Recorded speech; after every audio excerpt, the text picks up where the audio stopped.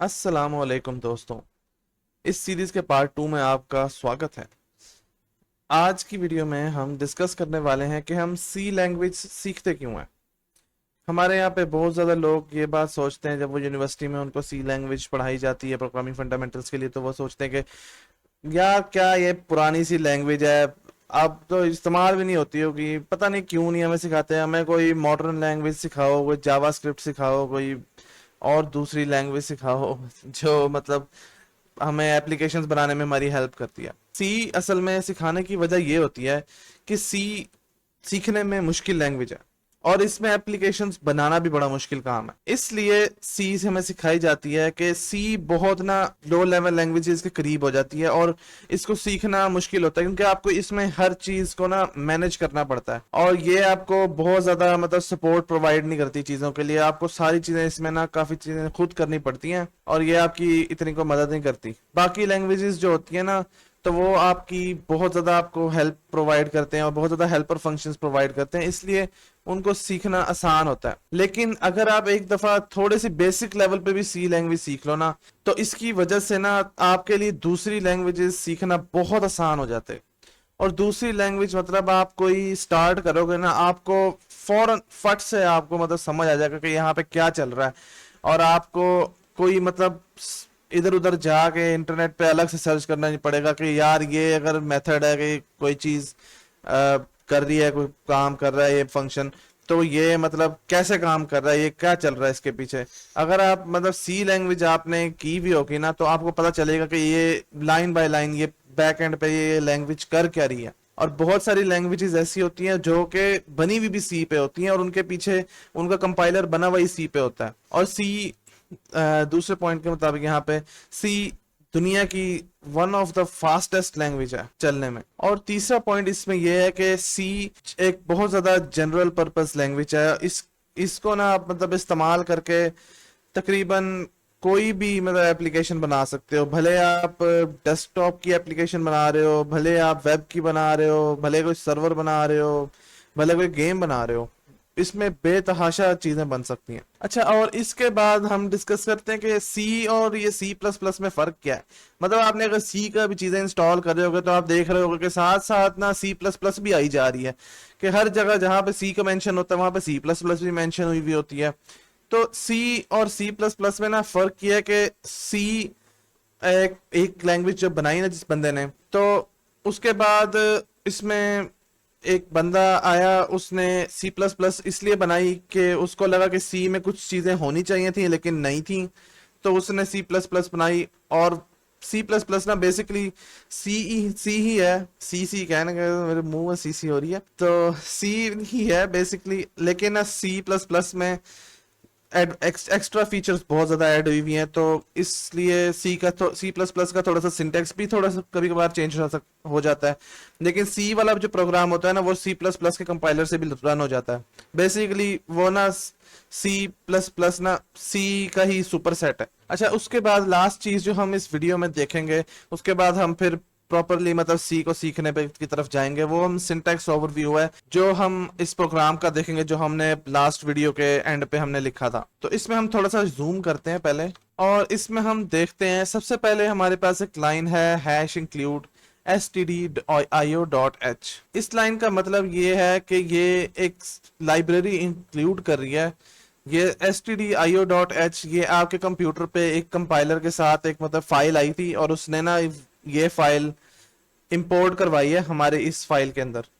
मतलब जो इस फाइल के अंदर चीजें होंगी ना, वो हम इस फाइल के अपनी फाइल के अंदर जो हम लिख रहे हैं, अपना प्रोग्राम जो लिख रहे हैं, उसके अंदर भी हम इसकी चीजें इस्तेमाल करना चाहते हैं। इसका मतलब ये है कि ये कंपाइलर को बताता है कि इस फाइल को भी उठा के ना कंसिडर करना है कि वो इस हमारे वाले जो प्रोग्राम है ना उसके अंदर आता है। इसी वजह से हम ये प्रिंट एफ वाला फंक्शन इस्तेमाल कर सकते हैं।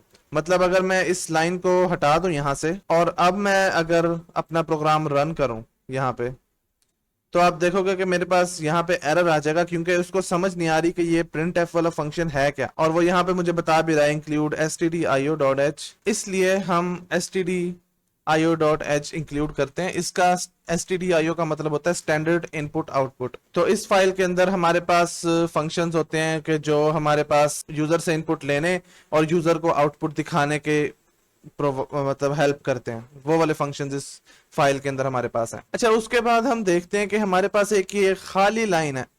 इस लाइन में मतलब 2 नंबर लाइन में हमारे पास कुछ भी नहीं है, तो इसको कहते होते हैं वाइट स्पेसेस। प्रोग्राम्स के अंदर वाइट स्पेसेस बस एक खाली जगह होती हैं जो हमारे लिए तो मतलब देखने के लिए हमारे लिए आसान होती है कि मतलब हमारे कोड को समझने में आसानी हो रही है कि अगर आपके मतलब सारा कुछ इकट्ठे इकट्ठे पड़ा हुआ हो और आपके लाइक प्रोग्राम इधर 1000 लाइन का हो, उसमें कोई कोई गैप शैप ना हो, तो आपके लिए वो पढ़ने में बड़ा ही अजाब होगा।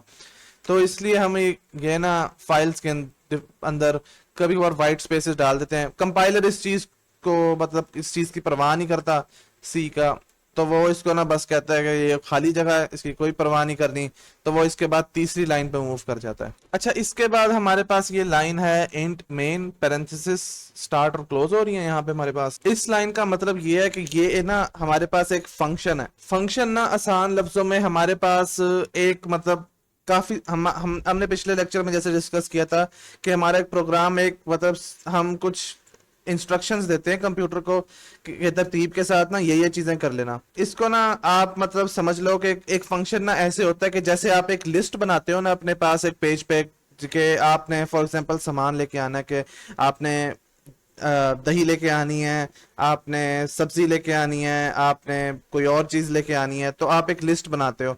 इसी तरह फंक्शन जो होता है ना वो एक इंस्ट्रक्शंस की लिस्ट होती है हमारे पास, जो कि ना हम एक मतलब अलग से हम रख लेते हैं एक फंक्शन के अंदर। तो ये एक हमारे पास एक समझ लो कि एक लिस्ट की तरह हमारे पास पड़ा हुआ है, जो ना एक इंस्ट्रक्शंस की एक मतलब ग्रुप है हमारे पास जो हमने अलग से रखा हुआ है, और हमने इसका नाम मेन फंक्शन रखा है।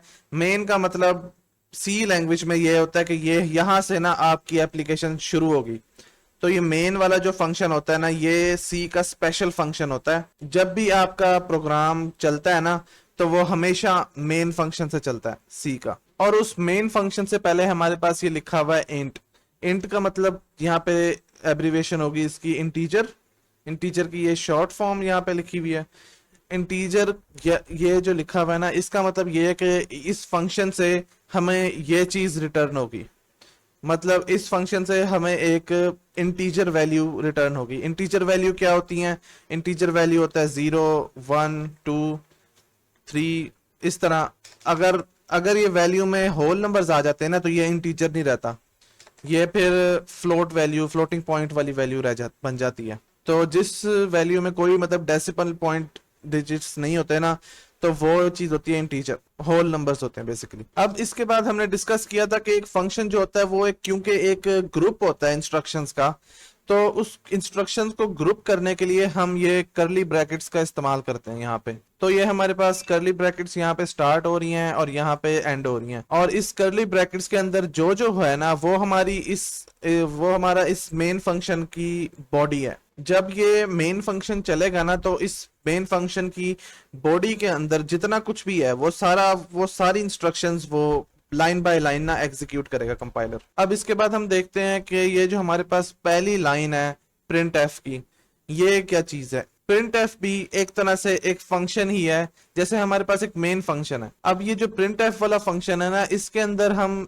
लिख सकते हैं ये कोटेशन मार्क्स डाल के, उसके अंदर हमने लिखा हेलो वर्ल्ड। अब ये यहाँ पे मैंने प्रोग्राम को रन किया और मैंने ना इसलिए कि कंपैरिजन लाइन बाय लाइन हम कर सकें, तो ये प्रिंट एफ वाले में हमने दिया था इसको हेलो वर्ल्ड लिखने को। तो ये प्रिंट एफ वाला फंक्शन जो बेसिकली काम करता है ना, ये बस जो इसके अंदर वैल्यू चीज होती है ना इसके अंदर हमने लिखी हुई, उसको ये आउटपुट करवा देता है यूजर को। अब ये प्रिंट एफ वाला जो फंक्शन है ये एक आउटपुट फंक्शन है, तो ये चीज हमें प्रोवाइड की है इस stdio.h फाइल को इंक्लूड करवाने से। उसके बाद ये कोटेशन मार्क्स के बीच में हमने जो लिखा है इसको हम कहते होते हैं कि स्ट्रिंग है। ये स्ट्रिंग बेसिकली जो एक तरह से टेक्स्ट होता है ना उसको स्ट्रिंग कहते होते हैं, और ये हमने स्ट्रिंग के अंदर हमने लिखा है हेलो वर्ल्ड, और बस वो हेलो वर्ल्ड ही इसको उसने ना प्रिंट एफ फंक्शन ने प्रिंट करवा दिया कंसोल के अंदर। उसके बाद हमने लिखा हुआ ये एक सेमी कॉलन है लगाया हुआ एंड पे। सेमीकोलन का मतलब ये होता है कि यहाँ पे ना लाइन खत्म हो रही है, तो सेमीकोलन के बाद हमें ना इसको अगली लाइन पे ले जाने की जरूरत नहीं होती। अगली अगली जो स्टेटमेंट होती है हमारे पास, इसको अगर हम ऐसे भी लिखें ना कि बिल्कुल मतलब साथ ही साथ लिख दें, और मैं अगर इसको सेव करूं तो अभी तो ये मेरे पास फॉर्मेट कर रहा है क्योंकि हमने डिफॉल्ट फॉर्मेटर सेट किया था सेटिंग में। इधर मैं अगर करूं फॉर्मेट ऑन सेव, अगर ये मैं हमने किया था ना चेक पिछली वीडियो में, तो इसको मैं अगर अनचेक कर दूं तो अब ये मतलब फॉर्मेट नहीं करेगा फाइल को VS कोड। तो मैं अगर इसको ऐसे लिखता हूं ना तो कंपाइलर को अभी भी कोई फर्क नहीं पड़ता। हम कोड को अलग अलग लाइनों में लिखते ही इसलिए हैं कि वो हमारे लिए पढ़ने में आसानी हो उसको। और ये सेमीकोलन ये इसीलिए यहाँ पे होता है कि कंपाइलर को ये बताए कि यहाँ पे इस सेमीकोलन पे एक इससे पहले जो स्टेटमेंट थी ना वो यहाँ पे आके खत्म हो रही है और इसके बाद एक और स्टेटमेंट शुरू हो रही है। ठीक हो गया। अब मैं इसको वापस अगली लाइन पे ही ले जाता हूँ और मैं इसको वापस ऑन कर देता हूँ ताकि अगली दफा मैं कोड जब लिखूं तो वो खुद ही फॉर्मेट हो जाए। तो इसके बाद हमारे पास जो स्टेटमेंट है वो एक रिटर्न 0 की। अब रिटर्न फंक्शन, रिटर्न वाला जो है ना, इसको कहते होते हैं एक कीवर्ड है। ये एक लैंग्वेज का, सी लैंग्वेज का एक कीवर्ड है जो कि आपको मतलब तकरीबन मेरा नहीं ख्याल कोई भी लैंग्वेज है जिसमें ये इस तरह का कोई कीवर्ड ना हो।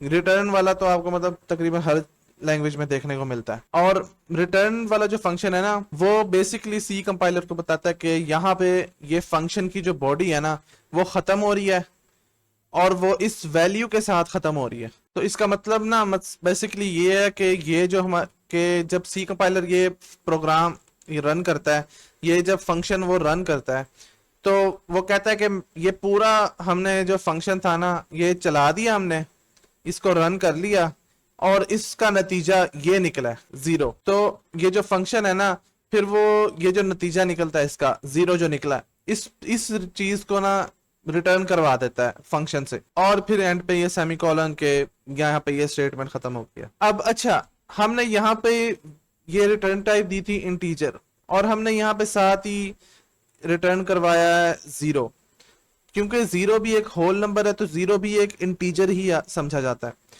तो इस फंक्शन से क्योंकि हमने रखा ही ये चीज थी कि ये फंक्शन एक इंटीजर टाइप की वैल्यू रिटर्न करेगा, मतलब इस फंक्शन का रिजल्ट जो होगा वो एक इंटीजर वैल्यू होगी जो इसमें से बाहर आएगी हमारे पास।